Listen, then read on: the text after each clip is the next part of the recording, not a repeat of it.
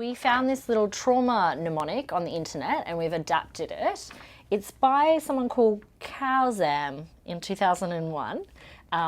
So I think I'm saying that correctly.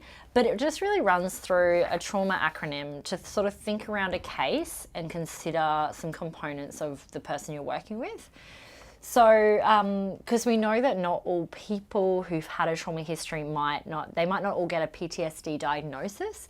So this is a nice way to kind of look through some of their experiences, and some of this fits with a PTSD diagnosis. So the first part is it's for traumatic event. So traumatic event is something that's scary and life-threatening and can often change the way we think about the world. So it might be that someone gets sexually assaulted.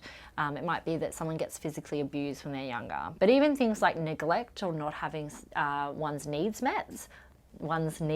met can be considered a trauma of some component because it impacts on development and that kind of thing.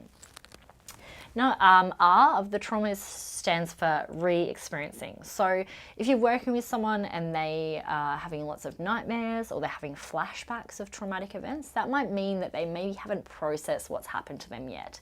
And they might still be having those really active trauma symptoms. So we want to keep an eye out for that. Avoidance can play out in a whole different ways. So the A in trauma is for avoidance. It can look like avoiding social situations like parties. It can be avoiding, relationships. It can be a classic one when we're talking about drug and alcohol can be about avoiding emotions through substance use. So any different ways that avoidance can play out in the way of someone's situation or life. U is for unable to function. So this one's really around, can that person get up and go to work or go to school or whatever it might be that they're doing day to day? Are they able to get that important stuff they need to get done during the day? Are they able to do those things like sleep and self-care and shower and all those kind of things that we might take for granted?